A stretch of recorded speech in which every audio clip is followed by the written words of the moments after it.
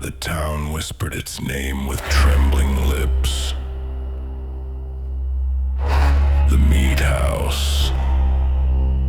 A lonely edifice on the outskirts of the highway. Its windows shuttered with boards rotted through time. Its walls sagging under the weight of centuries. Few dared enter, and those who did returned, hollow-eyed, carrying only the shadows of what they had seen.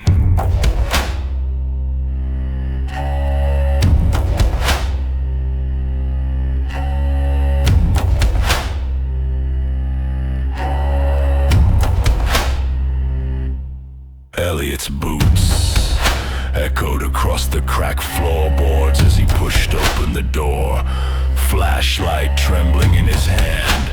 Rusted hooks swayed from the ceiling like the hands of specters reaching from the dark. A metallic tang hung in the air, sharp and oppressive, as though the building itself were exhaling decay. A sudden scream ripped through the stillness, and Elliot's laughter died in his throat.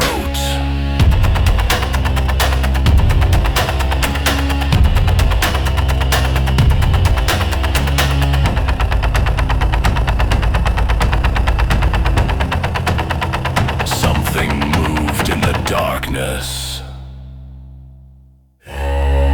A sound like chains scraping across stone shapes flickered at the edge of the light, twisting, writhing, almost human. On a long, narrow table, indistinct forms lay piled as if waiting for some dreadful ceremony. One shape, pale and still, seemed to stare at him with eyes wide and unblinking. Then he saw him.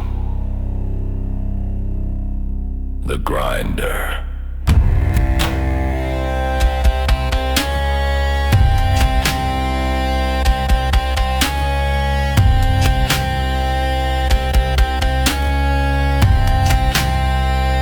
He was a figure stitched from nightmare.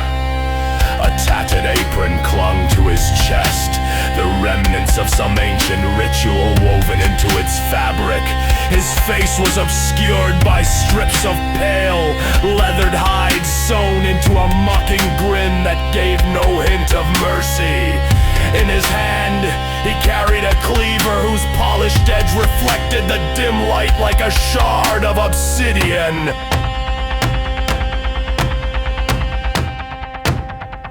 Elliot stumbled backward, his mind recoiling from the silence that pressed upon him. The grinder moved with deliberate, unnatural grace, circling the room as if surveying a gallery of horrors. Shadows clung to him, stretching like dark tendrils across the walls. From the corners of the chamber, figures began to stir. Not quite men, not quite specters. They moved with jerking, puppet-like motions, their limbs entwined in grotesque unity.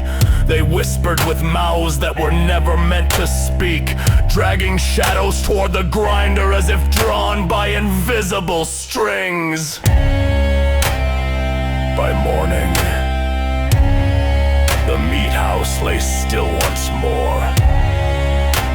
The air was thick with an almost sentient silence. Shadows curled in the corners like smoke, and in the rafters hung what could have been bones, but whose? No one could tell.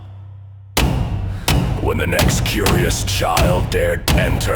The air shifted, the darkness seemed to breathe, and a hollow, rattling sigh filled the hall. Something in the shadows, something no longer human, opened its mouth and whispered a warning not meant for mortal ears.